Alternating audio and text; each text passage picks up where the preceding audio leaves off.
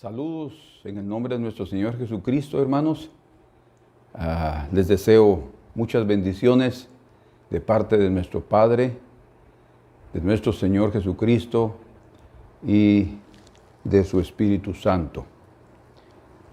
Queremos continuar con ustedes compartiendo sobre la fuerza de un santo, y el domingo pasado vimos que la principal fuente importantísima es el propio Señor. Fortaleceos en el Señor, dice, y en el poder de su fuerza, leemos en las Escrituras.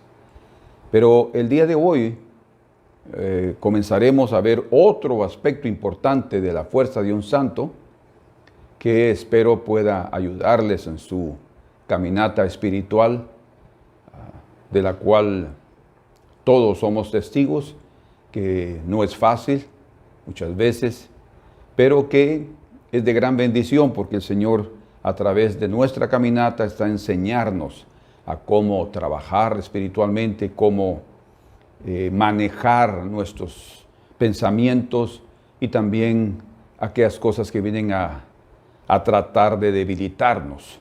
Entonces tenemos que tener claro qué cosas nos ayudan a fortalecernos también en esta tierra.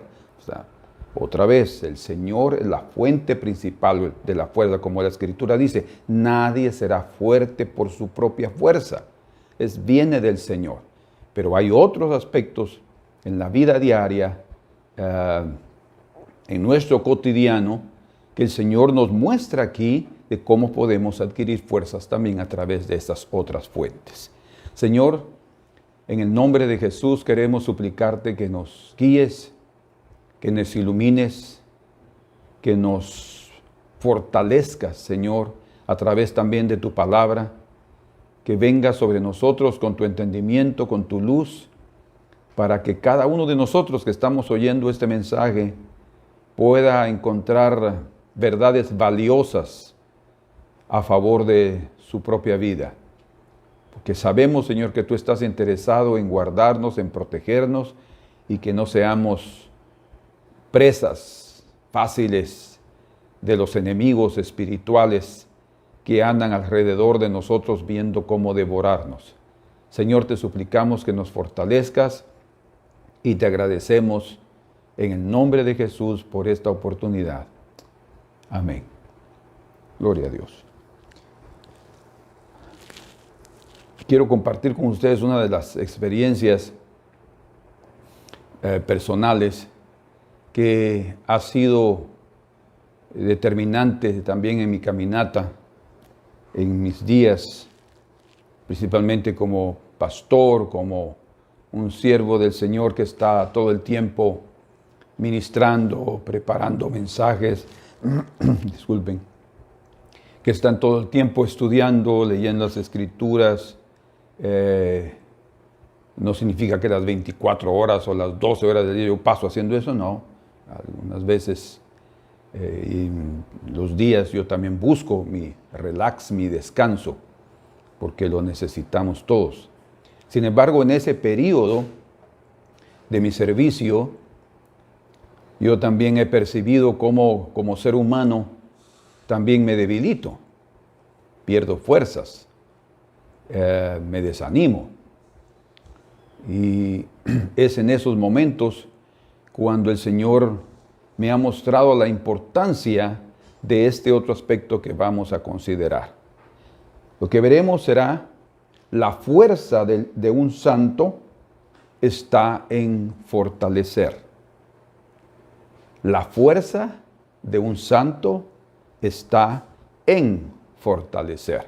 Obviamente, a otros, a aquellos que también están necesitando de recibir fuerzas. Y generalmente el Señor nos pondrá a alguien cerca de nosotros que está necesitando de ayuda, que está necesitando de palabras de ánimo, que está necesitando de oración.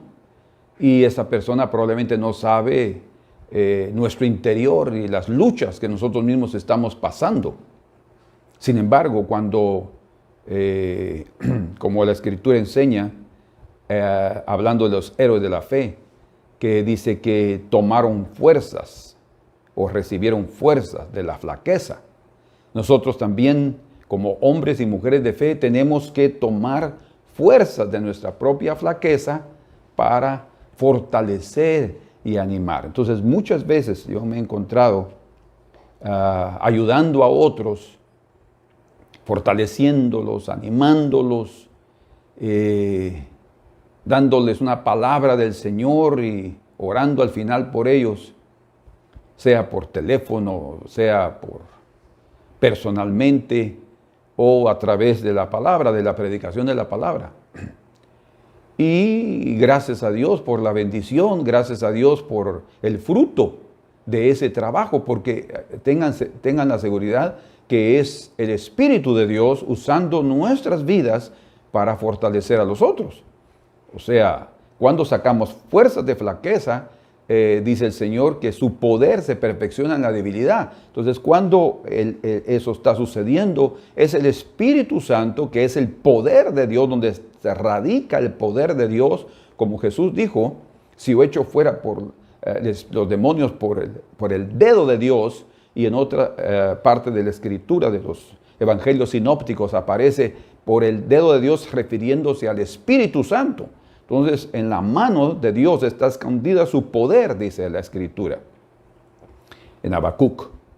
Ahí está escondido su poder. Entonces, en el Espíritu de Dios está el poder divino. Y cuando nosotros fortalecemos, es el propio Espíritu que está hablando a través de nosotros. En el libro de Job hay un versículo que probablemente ustedes no lo han considerado, porque pareciera como que fue olvidado allí en medio de la prueba de Job.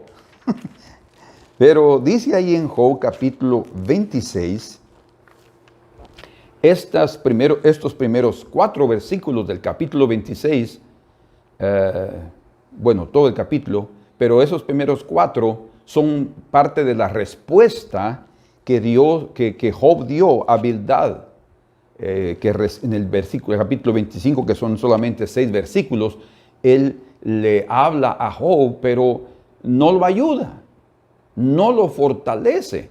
De hecho, sus amigos no lo ayudaron. Él estaba en un momento difícil, era un hombre fuerte, él era un hombre valiente, un hombre de Dios, un hombre de fe, pero estaba viviendo un momento en el cual lo que más necesitaba era ayuda y fortaleza, a pesar de su sabiduría y de su nivel espiritual. Sin embargo, sus amigos llegaron para hacer leña del árbol caído. Y eso no es bueno delante del Señor. A pesar de que tengamos algo que decir o algo guardado en el corazón, que no venga de nuestro propio sentir o de nuestra propia lectura de lo que estamos apreciando en relación a esa determinada persona, sino que nuestras palabras vengan del Espíritu de Dios. Por eso es que la respuesta de Job fue aquí. Dice, ¿en qué ayudaste al que no tiene poder? O sea, con tus palabras, ¿en qué ayudaste al que no tiene poder? Se está refiriendo a sí mismo. ¿Cómo has amparado al brazo sin fuerza? O sea, el hombre estaba en condiciones físicas, emocionales y hasta espirituales débiles, condiciones en las cuales él, además de la ayuda divina, él también hubiera deseado, y es justo, ¿verdad?, recibir ayuda humana de aquellos cercanos, de amigos, de hermanos en Cristo.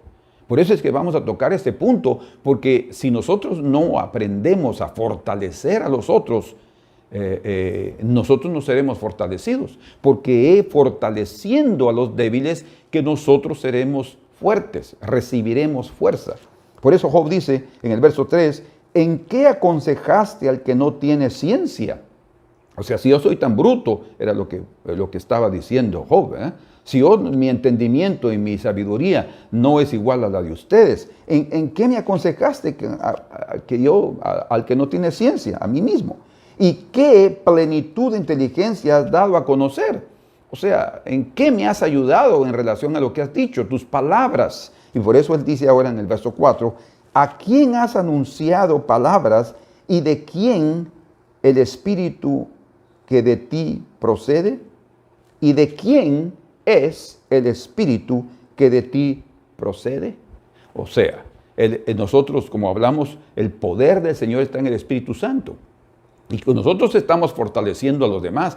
Es el Espíritu de Dios a través de nuestras vidas, usándonos como instrumentos de bendición, como vasos de misericordia a aquellos que están precisando de nuestra ayuda. Entonces, cuando nos dejamos usar de esa manera, es el Espíritu de Dios, ¿verdad? Por eso Job pregunta, ¿de dónde es el Espíritu que está contigo usando esas palabras? ¿Verdad? ¿Por qué? Porque el Espíritu de Dios va realmente a fortalecer a los débiles. En el libro de Romanos, capítulo número 15, vamos a leer juntos del verso 1 al 3. Mencionaba esa experiencia porque es lo que me ha sucedido a mí durante muchos años, ¿verdad? Muchos años. Cada situación, cada consejo, yo soy fortalecido. O sea, la palabra sale de mi boca, pero me fortalece en el interior. Es una bendición. Verso 1 dice, así que los que somos fuertes, oigan lo que dice aquí, lean conmigo, los que somos fuertes debemos soportar la actitud interna, las flaquezas de los débiles y no agradarnos a nosotros mismos. Vamos a entender el sentido correcto, la perspectiva correcta de esta última frase. Verso 2. Cada uno de nosotros agrade a su prójimo en lo que es bueno para edificación. Porque ni aun Cristo se agradó a sí mismo, antes bien, como está escrito, los vituperios de los que te vituperaban cayeron sobre mí. Entonces, aquí se está estableciendo una base. La base es, y Pablo se incluye dentro de esas personas que están en esa condición, porque él dice, los que somos fuertes. O sea, está hablando de una fortaleza espiritual, está hablando de la fortaleza del alma, de una persona que puede también administrar, manejar sus sentimientos y sus emociones para no caer al grado de la frustración total o de la depresión que hoy en día y siempre ha atacado al ser humano, pero hoy en día los psicólogos y los psiquiatras han dado mucha importancia al asunto, al grado que ahora todos ya son bipolares y están deprimidos y tienen que tomar medicamento o medicinas para poder salir de esa crisis. Hermanos, es muy importante que nosotros fortalezcamos nuestro espíritu. Y cuando es fortalecido nuestro espíritu, nosotros no vamos a necesitar de medicina o de remedios para fortalecer nuestra mente o el ánimo de nuestra alma. No, vamos a ser fuertes porque el Señor va a ser nuestra fortaleza y porque nosotros, ese segundo punto, estamos fortaleciendo a los débiles. Hay una clave maravillosa, hay un secreto, digámoslo así, un secreto celestial, un secreto divino en relación a otra fuente de la fuerza.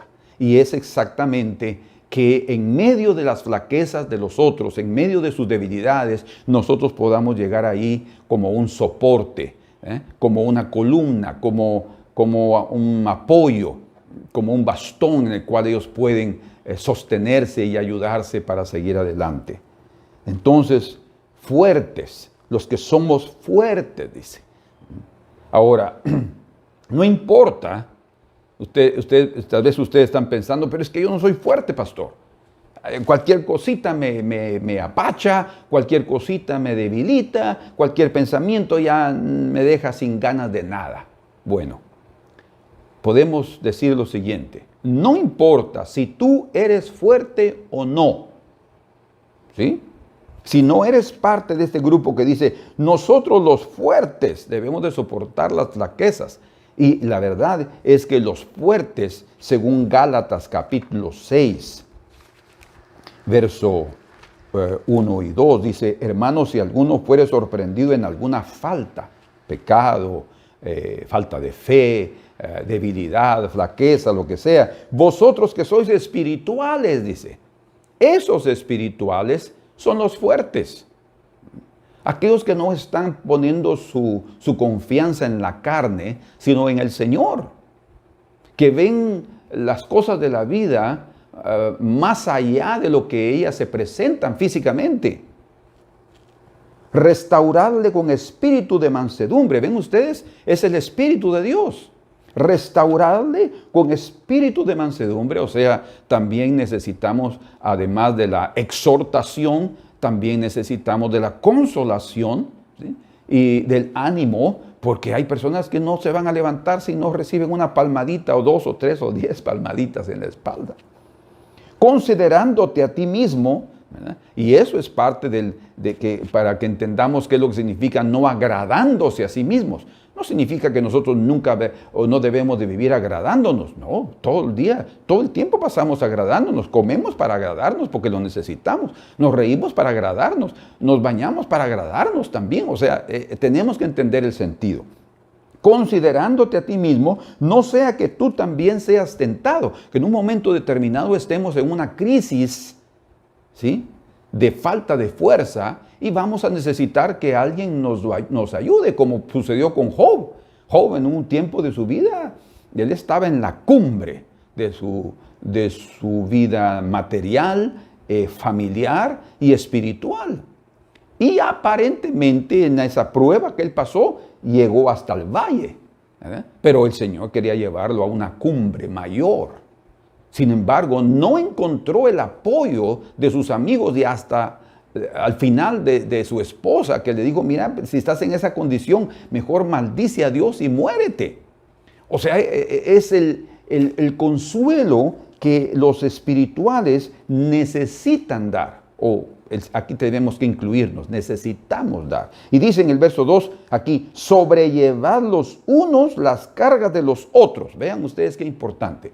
O sea, el ser fuertes, como otra vez menciono, no importa si tú crees que eres o no eres fuerte. Lo importante es que tú animes a otros, que fortalezcas a otros, porque en esa impartición, llamémoslo de esa manera, en esa impartición de fuerza, tú estás recibiendo más fuerzas. Y en los momentos de dificultad, en los momentos de prueba que tú pases, vas a estar fortalecido y tú vas a pensar, pero ¿de dónde? ¿Cómo es que yo conseguí hacer eso? Ah, sí, el Señor te bendijo porque tú fuiste fiel y fuiste misericordioso en ayudar a otros. Ustedes ven la importancia de esa fuente. O sea, cómo de una forma diaria podemos ser fortalecidos, así como somos fortalecidos cuando comemos, ¿verdad? Hasta el dolor de cabeza se nos puede ir, a veces es por necesidad de alimento, y se va porque somos fortalecidos. Así sucede en lo espiritual. Cualquier inquietud, cualquier hasta problema o cualquier cosa que nos ha estado afectando de una forma tan fuerte que nos está hasta impidiendo orar con libertad o orar con la sensibilidad que nosotros necesitamos para oír la voz del Señor, hasta eso es eliminado cuando nosotros fortalecemos a otros. Una cosa tan simple, digámoslo así, entre comillas, pero sobrellevar los unos las cargas de los otros, eso significa que yo voy a ayudar a mi hermano porque soy un poco más fuerte que él, espiritual. Y aquí Pablo dice algo importante. Y cumplida así la ley de Cristo. Quiere decir entonces que cuando nosotros ayudamos a otras personas, estamos cumpliendo la ley de Cristo. Es en ese sentido, en gran parte, donde se menciona que no debemos agradarnos a nosotros mismos, sino agradar a nuestro hermano. Es en los momentos cuando él necesita que yo voy a darle y a compartirle, y así voy a estar cumpliendo la ley de Cristo. Cuando regresamos aquí a Romanos capítulo 15, cuando él está diciendo que los que somos fuertes debemos soportar las flaquezas de los débiles, el contexto de estas palabras es el capítulo 14. Y en ese capítulo 14 se está hablando de los débiles en la fe. Por eso es que en el capítulo 15, en los primeros versículos, se menciona que los fuertes debemos de soportar a los débiles. Y en ese capítulo 14 se habla, o el contexto es soportar a aquellos que son débiles en su fe y en su confianza en relación a lo que se debe o no se debe comer, en relación a las comidas. Porque uno dice, se puede comer de todo, otros dicen, no, yo no voy a comer esto, no voy a comer lo otro, y esto, y nosotros los espirituales decimos, pero qué inútil, ¿cómo no tiene fe? El Señor hizo limpios todos los alimentos, podemos comer, y esto y lo otro. No, a pesar de la ciencia, dice Pablo, a pesar del entendimiento que nosotros podemos tener, tenemos que aprender, aun cuando veamos esas circunstancias, cuando hay alguien que no tiene la fe suficiente o firme, consistente, o no tiene la confianza en las cosas que hace, y porque la Escritura dice que todo lo que no procede de fe es pecado, entonces se está fallando, nosotros vamos a hacer, en lugar de criticarlo, en lugar de juzgarlo por su condición o por su falta de entendimiento, seremos personas que vamos a soportar, ¿sí? Y nos vamos a tragar nuestros comentarios. Nos vamos a tragar los comentarios y lo vamos a fortalecer. Tal vez hasta con él, delante de él no comeremos eso. Cuando la Biblia dice, bueno es no comer carne, en el verso 21, ni beber vino, ni nada en que tu hermano tropiece, ahí no está diciendo, según el contexto del apóstol Pablo, que es un contexto oriental, cuando dice bueno es no comer carne, no quiere decir, aquí no está diciendo que no debemos de comer carne nunca más. No, eso no es el contexto, ni es la intención que el apóstol Pablo está diciendo aquí. Dice ni beber vino, ni nada. O sea, entonces quiere decir que no es solamente cuestión de carne o de vino, sino dice ni nada en que tu hermano tropiece o se ofenda o se debilite. O sea, lo que está diciendo es que nosotros tenemos que tener cuidado en que aún nuestra propia ciencia, nuestro propio entendimiento de las cosas no sea tan pesado que pueda herir a los débiles en relación a estos aspectos de comida o de bebida. Entonces, es una cuestión de cuidado, es una cuestión de comprensión, es una cuestión de madurez, es una cuestión de crecimiento espiritual. Por eso Pablo dice, nosotros los que somos fuertes debemos de soportar. O sea, soportar es sobrellevar. En otras palabras, vamos a tener comprensión, porque la Biblia dice en el capítulo 14 y verso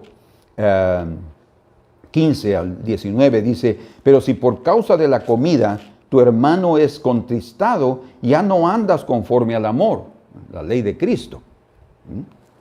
No hagas que por la comida tuya se pierda aquel por quien Cristo murió. O sea, a mí no me importan los demás, qué es lo que ellos digan. Yo voy a vivir y voy a comer lo que me da la gana, aún delante de ellos. No, creo que no es la actitud correcta. Necesitamos ser sabios, necesitamos ser entendidos. Porque dice aquí, no sea pues vituperado vuestro bien. ¿Por qué? Porque el reino de Dios no es comida ni bebida, sino justicia, paz y gozo en el Espíritu Santo. Porque el que en esto sirve a Cristo agrada a Dios y es aprobado por los hombres. Así que sigamos lo que contribuye a la paz y a la mutua edificación. Entonces queremos nosotros contribuir a la edificación en la vida de nuestros hermanos. Recuerden que el punto aquí es cómo somos fortalecidos, y es fortaleciendo a los débiles. En 1 Corintios, capítulo número 10, y en el versículo 33,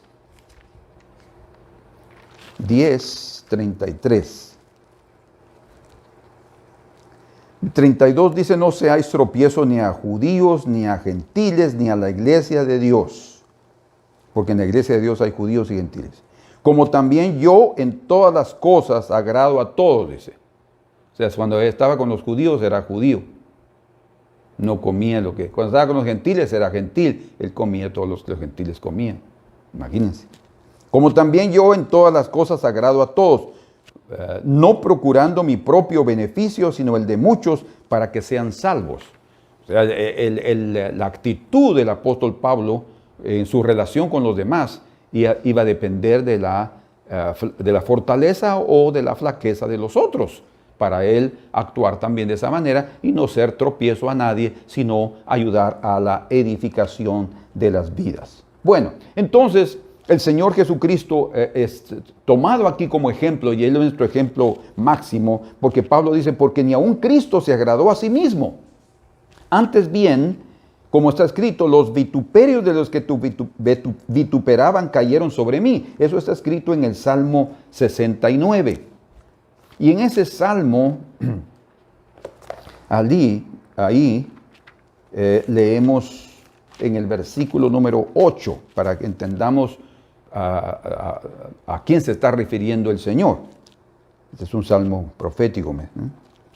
69, verso 8, dice, extraño he sido para mis hermanos. Está hablando Jesús de su pueblo, los judíos.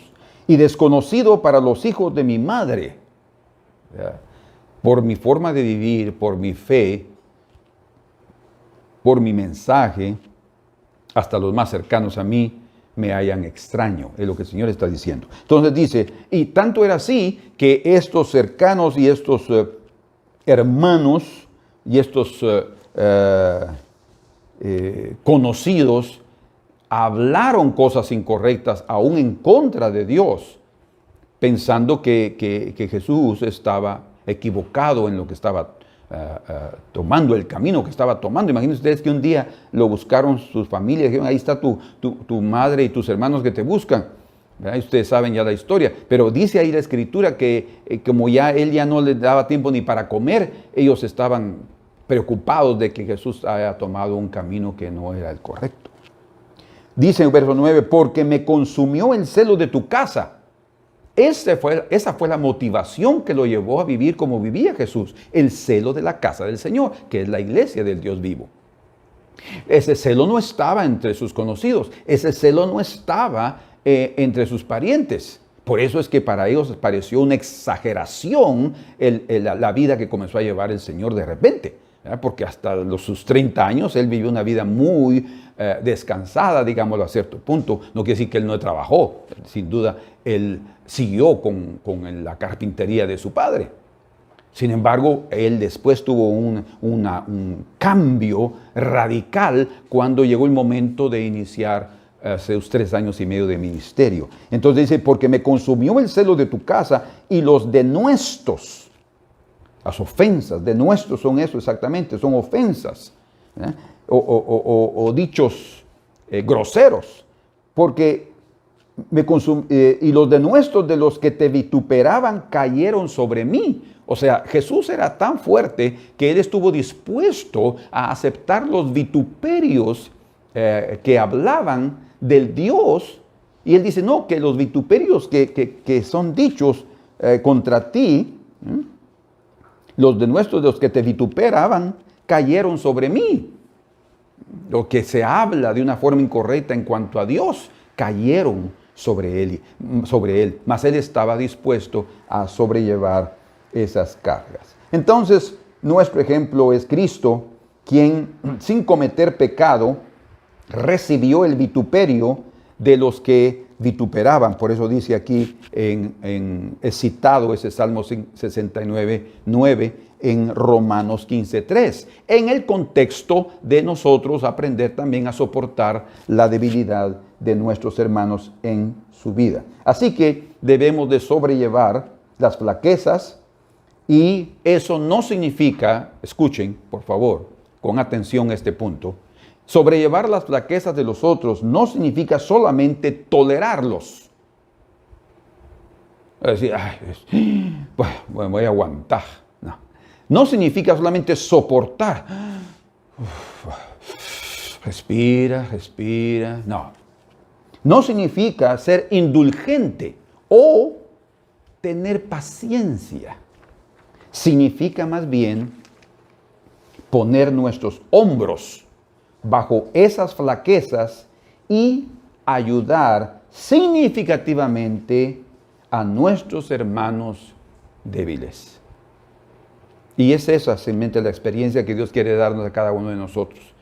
Que cuando veamos a alguien así, le pongamos nuestro hombro. No solamente pero en nuestro interior hablando, pero qué inútil. No puede seguir adelante. A mí me ha tocado muchas veces tener que soportar, tener que tener paciencia. Pero no es eso únicamente lo que Dios quiere de nosotros. Porque, digamos, hasta cierto punto es bueno soportar y ser indulgente y compasivo, pero no es suficiente. Lo que el Señor espera es que podamos sentir las cargas de ellos, poner nuestros hombros para que lo que hablemos, las palabras que hablemos, puedan realmente ser de bendición. En este momento me estoy recordando de una persona específicamente que después de yo sentir esa paciencia, pero también a veces sentir también la carga, escribiendo palabras de ánimo, esta persona dice, con sus palabras, expresa su gratitud,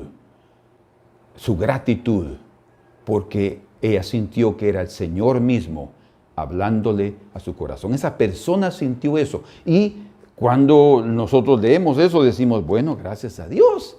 O sea, no es entonces solamente soportar o tener paciencia. No, es apoyarlos y que podamos, como dice ahí el Señor en Gálatas 6:2, cumplamos así la ley de Cristo, que es sobrellevar las cargas los unos de los otros, y de esa forma nos manifestamos como personas espirituales y somos parte de aquella base que la iglesia necesita, que la cristiandad necesita, de los hombres y mujeres fuertes. Hay un dicho que creo que no es muy conocido, pero existe. Ese dicho son solamente dos palabras: nobleza obliga. Nobleza obliga. ¿Qué es lo que está diciendo o se está expresando a través de las dos palabras? Bueno, lo que está diciendo es que la gente de alta cuna, nobleza obliga. La gente de alta cuna debe conducirse noblemente con los demás. Eso sucede generalmente, ustedes pueden verlo en las noticias o en la televisión, de los príncipes, de los reyes de ciertos países, que ahí están, ellos son la nobleza, ¿verdad?, del país, y ellos tienen que tener un código de conducta alto, pero muy alto, para poder ir de acuerdo a su nivel de vida y a su nivel de responsabilidad. Ellos tienen que ser correctos con esto, en su forma de vestir, no pueden ser deshonestos en sus palabras, no pueden haber palabras deshonestas, no pueden ser presentados al público como personas ebrias que viven bebiendo o emborrachándose o siendo inmorales. No, ellos tienen una ética de conducta. Entonces, ¿entienden ahora lo que significa nobleza obliga? Bueno, nosotros también tenemos una nobleza, y nuestra nobleza viene del Señor. Nosotros, los creyentes en nuestro Señor Jesucristo, hemos nacido en la más alta cuna, digámoslo de esa manera. Hemos nacido de nuevo en la más alta nobleza, es la nobleza de los cielos, y allí se llevan las cargas los unos de los otros. Por tanto, nuestro lugar privilegiado, ese lugar de alta cuna, también nos ha capacitado para ser llamados de fuertes. Y no vamos a hacerlo porque tengo que hacerlo. No, al principio es así, pero después vamos a comenzar a sentir que es una oportunidad que el Señor nos da para ser fortalecidos, más de la fuerza que ya tenemos. Entonces, esa nobleza espiritual celestial nos capacita para poder ayudar a otros. O sea, en otras palabras, digámoslo de esta manera, tenemos la obligación de comportarnos de acuerdo a nuestro alto privilegio. Si la nobleza de esta tierra, ellos se consideran de una alta cuna, entonces nosotros, la nobleza de los cielos es una alta cuna y por lo tanto también una alta responsabilidad. Pero aclarando un poco la cuestión en el verso 2 del capítulo 15, donde dice, cada uno de nosotros agrade a su prójimo en lo que es bueno. Eso no significa que nunca debemos agradarnos a nosotros mismos, solo un paréntesis para que no quede una confusión. Lo que aquí se enseña en este verso 2 es a no agradarnos a nosotros mismos haciendo caso omiso de la flaqueza de los otros. O sea, si yo estoy agradándome en algo, pero de repente hay alguien ahí que precisa de mi ayuda, yo debo hacer caso omiso de mí mismo y ayudarlo. Porque otra vez, nosotros vivimos en un mundo donde necesitamos también agradarnos, peinarnos, limpiarnos el rostro, arreglarnos, ponernos la camisita que nos gusta. Eso es agradarnos y eso no lo condena a Dios de ninguna manera. Es necesario, es imposible amar al prójimo si nosotros no nos amamos a sí mismos. Es imposible agradar a los demás si nosotros también no hemos aprendido cómo agradarnos. Sin embargo, lo que aquí nos está expresando es la forma como nosotros debemos de vivir. O sea, del cómo agradar, o mejor dicho, del cómo agradarnos a nosotros mismos afecta a los demás. O sea, yo no puedo, ¿verdad?, afectar la vida de otros solo porque yo quiero hacer eso. No, es ahí donde yo necesito ese equilibrio y esa armonía para encontrar el punto clave de equilibrio que el Señor quiere que nosotros vivamos y tengamos. Evitemos, por tanto, agradarnos egoístamente. ¿Por qué agradarnos egoístamente? Porque el egoísta es aquel que antepone el interés propio al ajeno. Lo que sucede es que con esa actitud acarrea prejuicio para los demás. El egoísmo es algo que todos nosotros queremos evitar. Es, creo yo, un pecado que practicamos siendo egoístas. Nosotros podemos fortalecernos y agradarnos, pero no al grado de caer al egoísmo. Por tanto, Cristo fue el hombre más fuerte de la historia espiritual. Y a pesar que muchas veces se sintió cansado físicamente y hasta emocionalmente, como un ser humano normal, por eso es que yo les comencé diciendo mi experiencia, porque el hecho de ser un pastor no significa que yo no he dejado de ser una persona normal. Sigo siendo un hombre con mis debilidades y mis flaquezas, con mi temperamento, que tal vez a algunos no les agrade, pero así soy una persona normal. Sin embargo, eso no significa, o mejor dicho, eso quiere decir que también yo tengo mis momentos difíciles. Pero es en esos momentos difíciles que yo he aprendido a recibir la fuerza del Señor. Y el Señor Jesús también, Él pasó momentos así, como un ser humano normal, Él sintió momentos de flaqueza.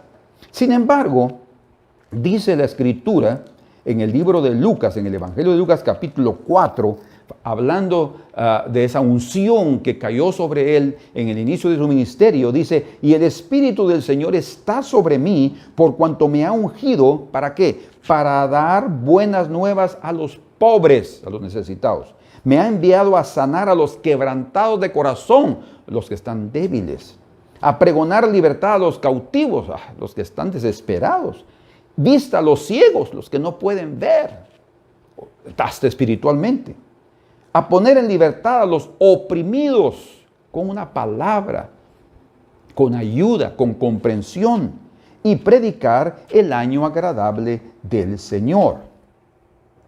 Precioso, ¿verdad? Y hay un pasaje, antes de darles algo aquí, antes de terminar, en el libro de Jueces, después de Josué, Jueces, capítulo número 5 y en el verso 31, aquí están terminando las palabras del cántico de Débora y de Barak después de aquella gran victoria sobre sus enemigos. Y en el verso 31 dice: así perezcan todos tus enemigos, oh Jehová, mas los que te aman sean como el sol cuando sale en su fuerza. Cuando nosotros colocamos el amor de Dios, sobreponemos ese amor de Dios arriba de cualquier situación nuestra o de este mundo, tengan la seguridad que seremos como el sol cuando sale en su fuerza, dice. Hay algo que surge, que brota en la vida y en el corazón de una persona cuando ayuda y fortalece a los demás. Fuerza de los cielos viene sobre su vida. Vamos ahora, para terminar, al libro de Marcos, capítulo número 5.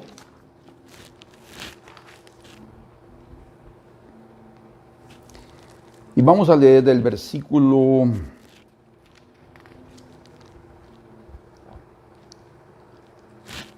desde el versículo 30.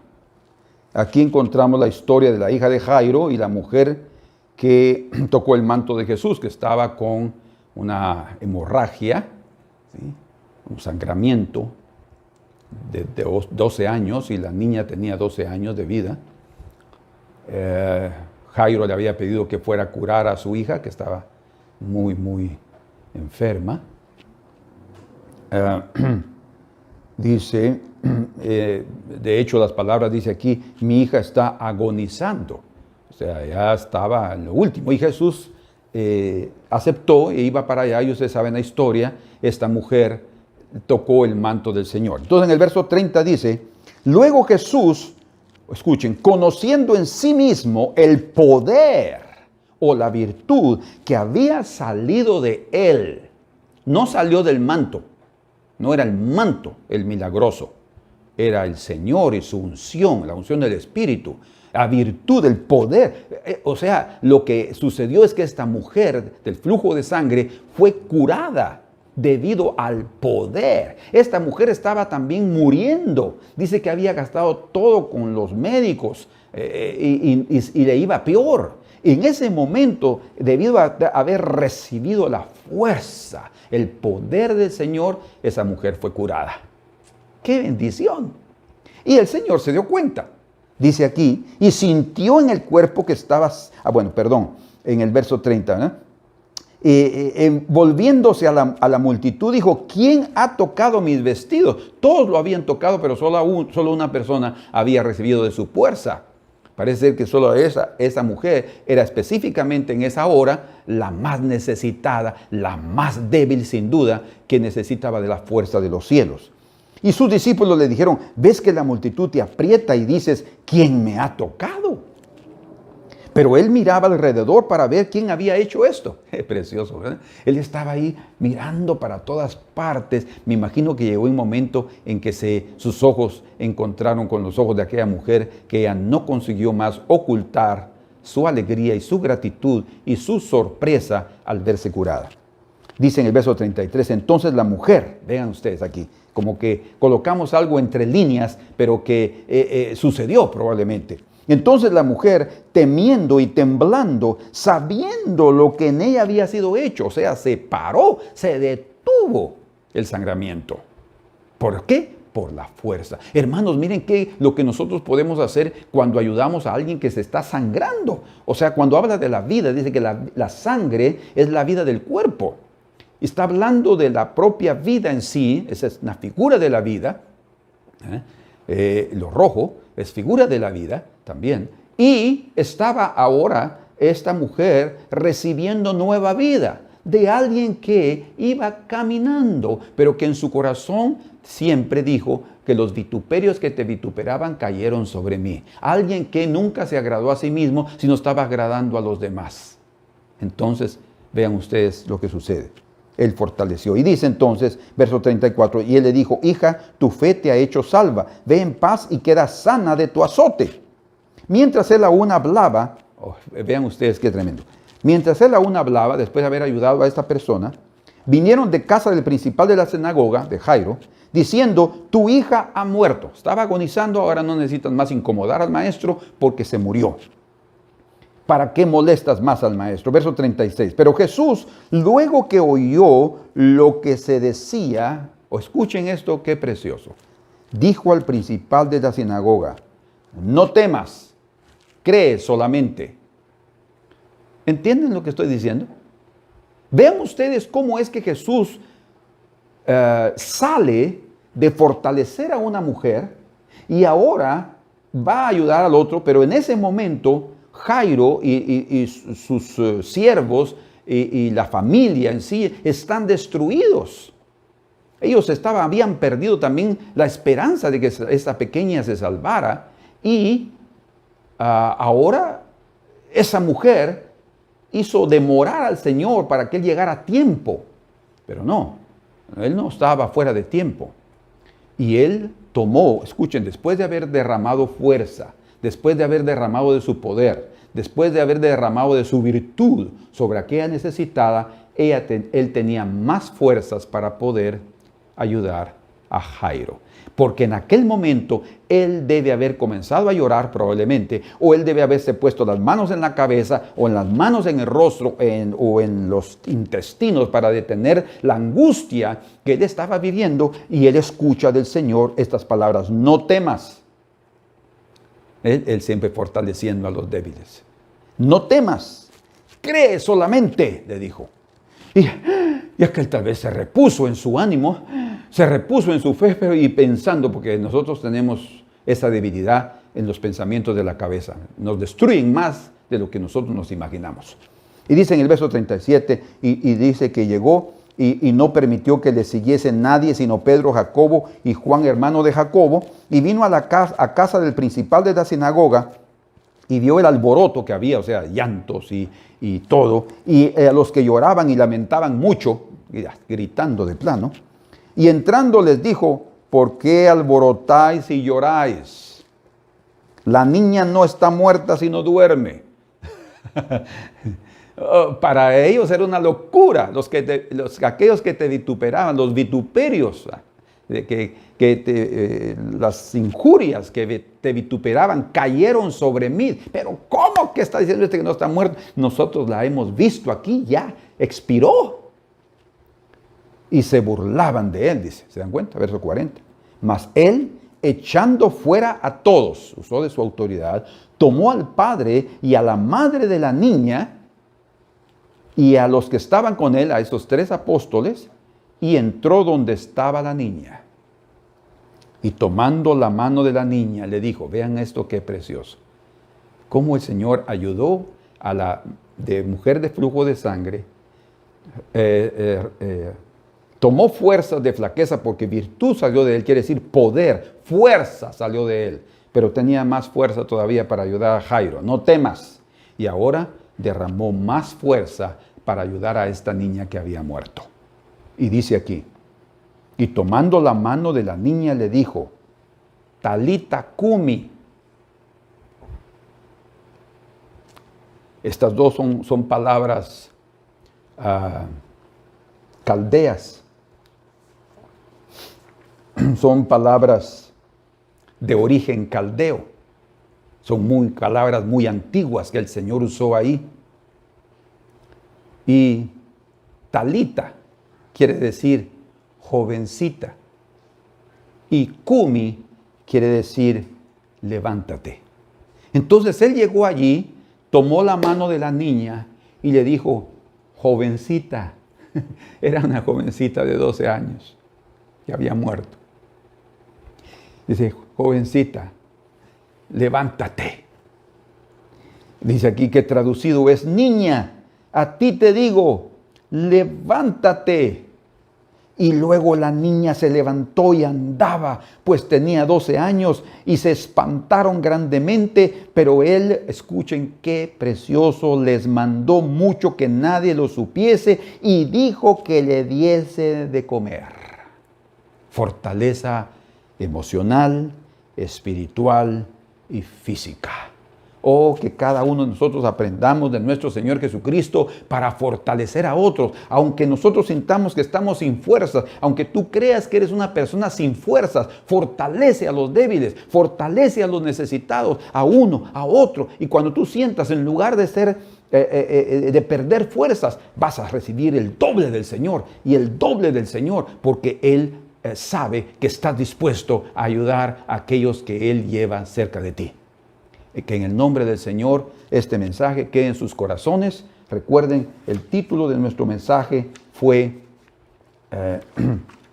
La fuerza de un santo está en fortalecer. Gracias, Señor, esta mañana.